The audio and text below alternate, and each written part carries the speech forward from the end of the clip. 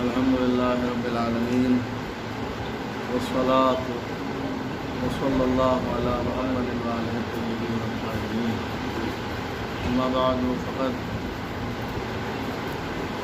قال اللہ تبارک و تعالی فی القرآن المجید وهو أصدق القائلین وقوله الحق بسم اللہ الرحمن الرحیم ان اللہ وملائکتہ یصلون علی النبی یا ایھا الذین آمنوا صلوا علیہ وسلموا تسلیما اللهم صل على محمد وعلى محمد. پیغمبر حضرت محمد مصطفیٰ صلی اللہ اللهم صل علیہ على وسلم نے ارشاد فرمایا کہ اگر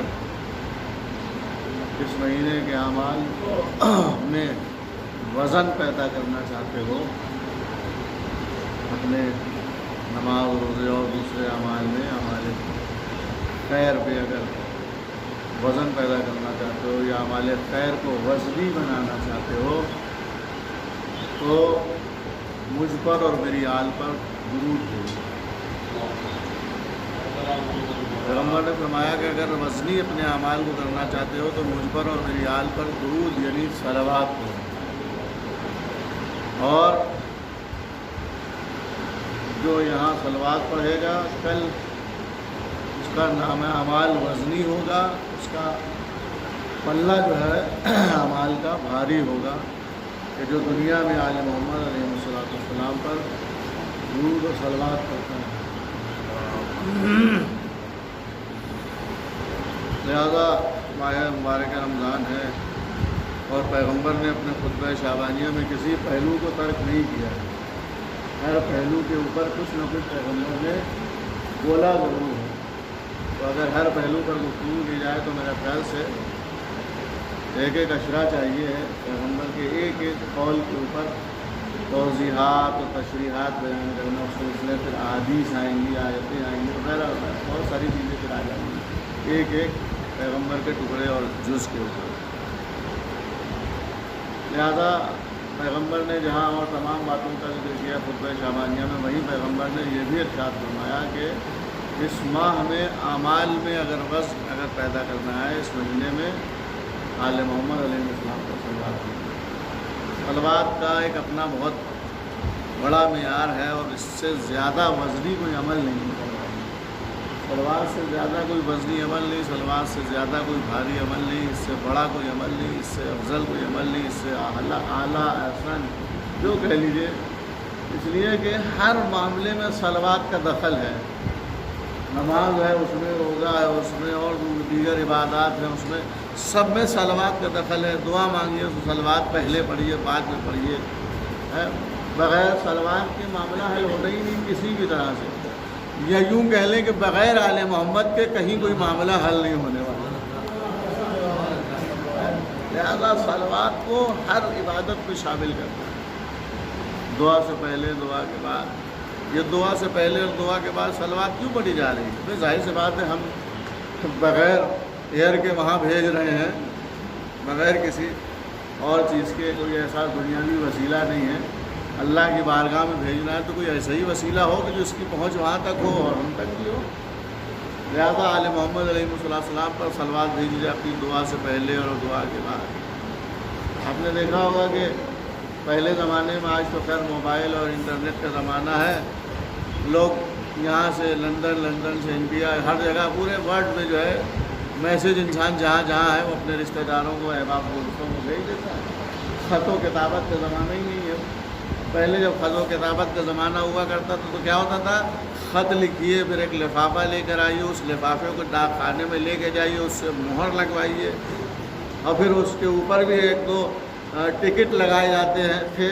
آج بھی ہیں وہ چیزیں، ایسا نہیں کہ ختم ہو گئی ہیں، وہ ٹکٹ لگتے تھے، اور اگر وہ ٹکٹ اور وہ مہر یہاں ڈاک خانے میں نہ لگائے، جا کے لفافہ ایڈریس لکھ کر کے ڈال دیں، باکس میں چلا جائے گا، ممبئی، دلی اور دوسرے جگہ پر نہیں جائے گا۔ ایڈریس ہے، سب کچھ ہے، لیکن جو مین چیز ہے مہر، وہ تو ہے ہی نہیں اس کے اوپر۔ لہذا صلوات جو ہے وہ دعا کا اور ہماری دعاؤں میں مہر کا کام کرتی ہے۔ وہ ٹکٹ ہے کہ جو یہاں سے وہاں تک دعاؤں کو پہنچانے کا کام کرے. لہٰذا صلوات کے پہلے اور بعد میں دعا پڑھنا بہت زیادہ ضروری ہے. اگر ماہ رمضان ہے ویسے بھی اس ماہ مبارک میں سارے اعمال کے قبولیت کے لیے جو ہے وہ دعا سب سے بہتر عمل ہے, سب سے بڑا عمل ہے, سب سے اچھا اور ایسا. اور یہ بھی ہے کہ اگر یہ عمل اچھا اور ایسا اور بڑا عمل نہ ہوتا یا اس کے علاوہ کوئی اور بڑا عمل ہوتا تو اللہ اس میں بھی شریک ہوتا ہے. اس سے بڑا کوئی عمل ہے, اس سے بہتر, اس سے اعلیٰ کوئی عمل ہی نہیں ہے جس عمل کو خود خداوند نے متعال کر رہا ہے. ان اللہ و ملائکتہ, بے شک اللہ اور اس کے ملائکہ یصلون علی النبی, نبی پر درود پڑھتے ہیں. خود اعلیٰ تھا, فرشتے اعلیٰ تھے, لہذا درود آل محمد پر بھیج رہا ہے. اعلیٰ ہے اور فرشتے اعلیٰ ہیں, عصمت ہے, معصوم ہے, لہذا درود بھی کسی ایرے غیرے سے اور کسی سے پڑھنے کے لیے نہیں کہا. کیا کہا؟ یا ایھا الذین آمنو, ایمان لانے والوں. مشرکوں سے نہیں کہا, منافقوں سے نہیں کہا, کسی اور غیر سے نہیں کہا اللہ نے. یا ایھا الذین آمنو, ایمان لانے والوں, میں درود بھیجتا ہوں, میرے ملائکہ پڑھتے ہیں, تم بھی درود پڑھو محمد اور اس کی آل اطہار علیہ السلام. ایک صلوات بھیج لو محمد.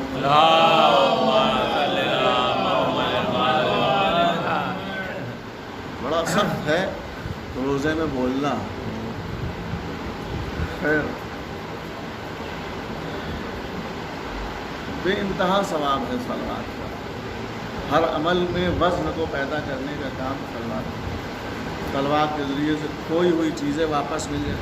آپ کی کوئی چیز کھو جائے اور نہ مل رہی ہو, آپ صلوات پڑھنا شروع کر دیجیے. 12 مرتبہ میں نے خود آزمایا اس بات. اکثر ہوتا ہے انسان رکھ کے کوئی چیز نہیں بھول جاتا ہے, نہیں مل رہی ہے. میں نے خود روایت میں پڑھا ہے, معصوم نے فرمایا کہ اگر کوئی چیز گم شدہ چیز کے لیے صلوات پڑھو, تمہاری وہ کھوئی ہوئی چیز صبح یاد آ جائے گی, مل جائے گی. صلوات پڑھنا شروع کر دو, صلوات پڑھتے رہو, ڈھونڈتے رہو تو فوراً مل جائے گی. لیکن بغیر صلوات کے ڈھونڈتے رہو گے تو پھر ڈھونڈتے رہ جاؤ. ایک صلوات ہے.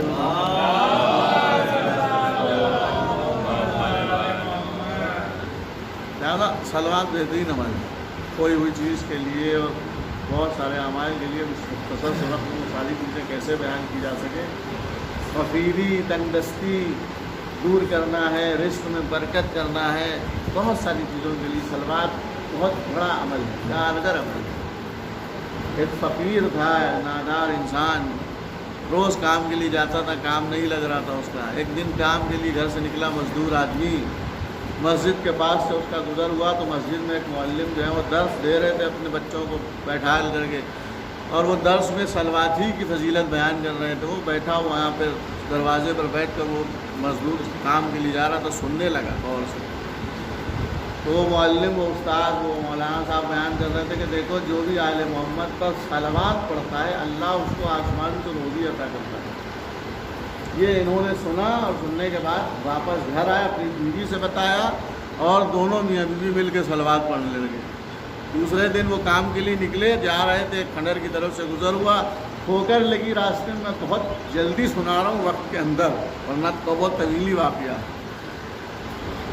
کھنڈر کی طرف سے راستہ گزر ہوا, اس کا روزی کے لیے جا رہا تھا. اس ٹھوکر لگی زمین پہ تو اس نے دیکھا یہاں پہ زمین ہموار ہے اور کوئی گڑھا نہیں, کہ آپ ٹھوکر کیوں لگی. جب ٹھوکر اس نے غور کیا تو مٹی ہٹائی تو دیکھا ایک بہترین سی سونے سے چمکتی ہوئی دیگچی نکلی, اور اس کو ڈھکن جو ہٹایا وہ صاف ہیرے اور موتی اور موگے سب بہترین ہیرے جواہرات نکل آئے. لیکن یقین بھی دیکھیے اس معلم نے کیا کہا تھا اپنے بچوں سے. وہ سن رہا تھا کہ جو درود بھیجے گا آل محمد پر اللہ اس کو آسمان سے روزی عطا کرے گا. وہ درود پڑھتا ہوا آ رہا تھا, اس نے معلم کی بات کو یاد کیا کہ اللہ نے کہا تھا آسمان سے دیں گے. تو وہ دیکھتا اور آسمان کی طرف نگاہ اٹھاتا. پالنے والے وہ معلم کہہ رہا تھا کہ جو درود بھیجتا ہے آل محمد پر تو اس کو آسمان سے روزی عطا کرتا ہے, لہذا زمین سے نہیں چاہتے ہیں.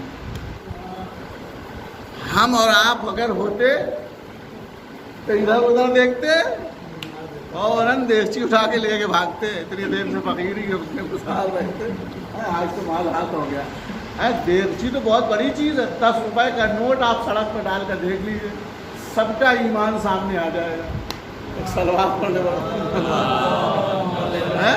غلط کہہ رہا ہوں میں، غلط کہہ رہا ہوں تو آپ بتائیے، غلط نہیں ہے؟ 10 روپے کے نوٹ پر آج کل لوگوں کا ایمان خراب ہو جاتا ہے، اگر دیگچی ہیرے جواہرات سے بھری مل جائے تو کیا کہنا۔ لیکن اس کو یقین تھا، بھروسہ تھا اللہ پر، کہنے کا مطلب میرا یہ ہے ان باتوں میں، اللہ پر یقین تھا اسے، اس نے معلم سے سنا تھا، معلم کی بات پر لوگ یقین کہاں کرتے ہیں، وہ تو سوچتے ہیں مولوی بک رہا، بکنے تو یہ بک کے چلا جائے گا 1 گھنٹہ ایک صلوات پڑھنے پر محمد،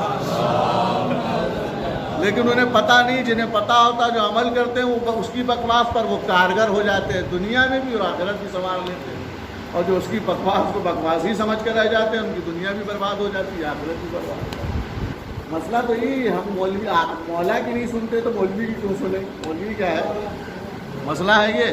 خیر، اس کو یقین تھا کہ وہ معلم نے سچ کہا ہے، غلط نہیں کہا کہ اللہ آسمان سے دے گا، اس نے کہا کہ ہم آسمان میں جاتے زمین میں نہیں جاتے، تو روزی کے لیے گیا، وہاں چھوڑ دیا اس نے، نہیں ملی، واپس گھر آیا، اپنی بیوی سے سارا واقعہ بیان گیا، اس نے کرنے کے بعد کہا کہ دیکھو ایسا ایسا معاملہ ہے، ہم چھوڑ کر چلے آئے۔ اس کے پڑوس میں ایک یہودی رہتا تھا، یہودیوں کی شروع سے یہی کام رہی کہ مسلمانوں کو ٹارگیٹ کیوں، آج سے نہیں، شروع سے ان کے اوپر نظر ہے کہ مسلمانوں کو کیسے پست کیا جائے، کیسے کیا کیا جائے، کیسے ان کو جو ہے ذلیل و خوار کیا جائے، لیکن اللہ جن کو عزت دینے والا ہے ان کو کون ذلیل کر سکتا ہے؟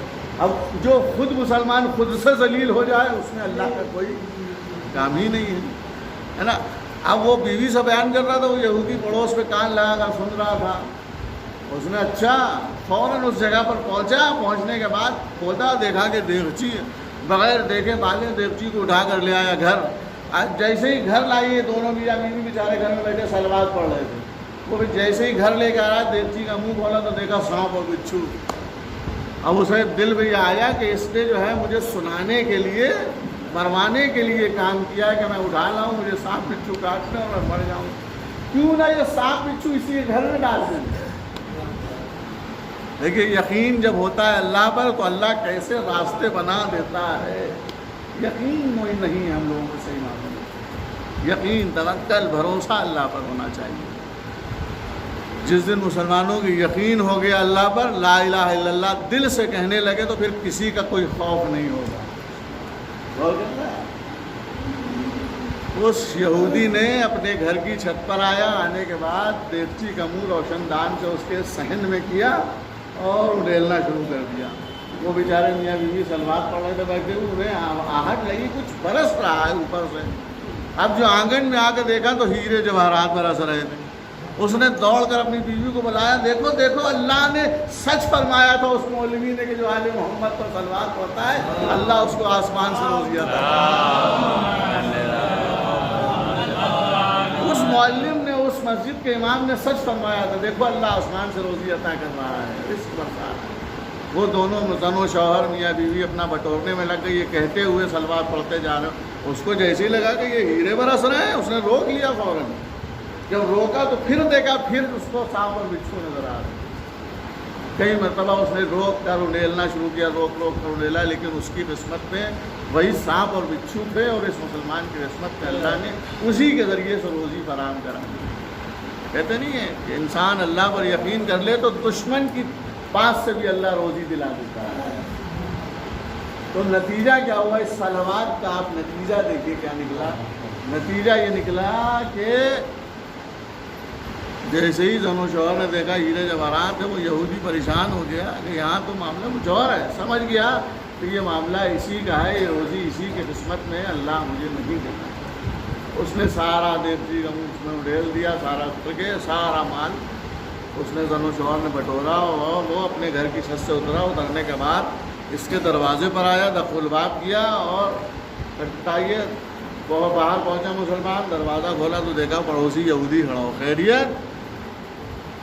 کہا مجھے اپنے نبی کا کلمہ پڑھاؤ اور اپنا ہاتھ بڑھاؤ، اپنا ہاتھ بڑھاؤ، مجھے اپنے نبی کا کلمہ پڑھاؤ۔ وہ حیرت میں مسلمان پڑھا کہ بھئی ہم نے ایسا کیا کام کر دیا، کیا تم کو معجزہ ہو گیا کہ تم کلمہ پڑھنے پر آمادہ ہو گئے؟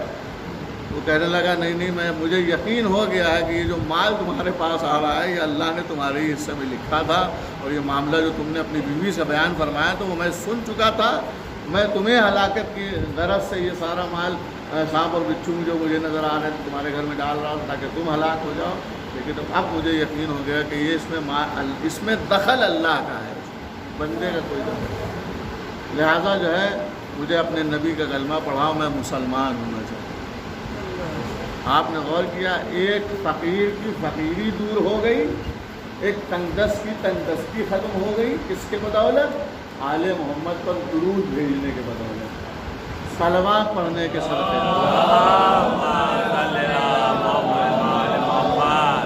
آل محمد پر صلوات پڑھنے کے صدقے میں ایک فقیر کی فقیری دور ہو گئی، ایک تنگدست کی تنگدستی ختم ہو گئی، اور ایک یہودی مشرف کا اسلام ہو گیا۔ ایسے ہی کردار اور کریکٹر ہمیں بھی آج پیش کرنا ہے کہ ہمارے پاس نہ کٹا ہے نہ تلوار ہے، کچھ نہیں، ہم تو سیدھے سادھے مسلمان مومن انسان آل محمد کے چاہنے والے، اپنے کردار میں ایسی دھار بنا لیں کہ سامنے والا دیکھ کر مرغوب ہو جائے اور مسلمان ہو جائے اور اسلام کا بول بالا ہوتا ہے۔ ایک صلوات پڑھ لے۔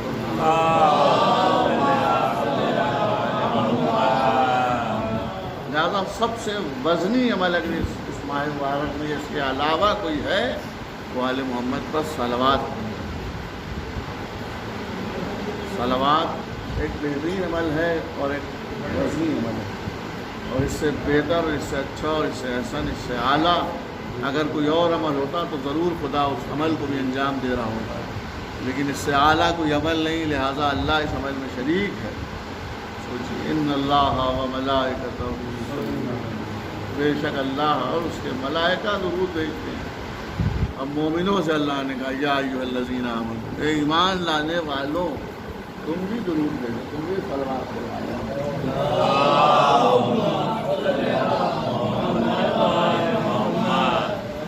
ایسے بھی جب مصافیہ کریے تو صلوات پڑھیے۔ معصوم نے فرمایا کہ جب مصافیہ کرتے وقت جب ایک مومن ایک مسلمان ایک مومن سے مصافیہ کرتا ہے اور جب صلوات پڑھتا ہے تو جتنی دیر تک ایک تو رہتا ہے ہاں اتنی دیر تک رحمت نازل ہوتی ہے، اور اتنی ہی دیر میں اللہ سارے گناہوں کو ایسے معاف کر دیتا ہے جیسے سوکھے ہوئے درخت سے پتے جھڑ جاتے ہیں۔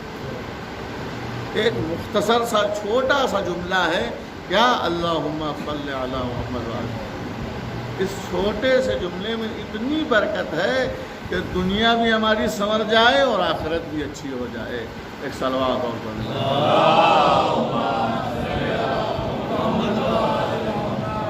اور ایک مرتبہ سورہ الحمد اور پھر مرتبہ قل هو اللہ تلاوت فرما کر مولانا مرحوم جو ہم سے پہلے یہاں پر امام جماعت کے فرائض انجام دیتے تھے، مولانا رضوان صاحب، ان کی روح کو حساب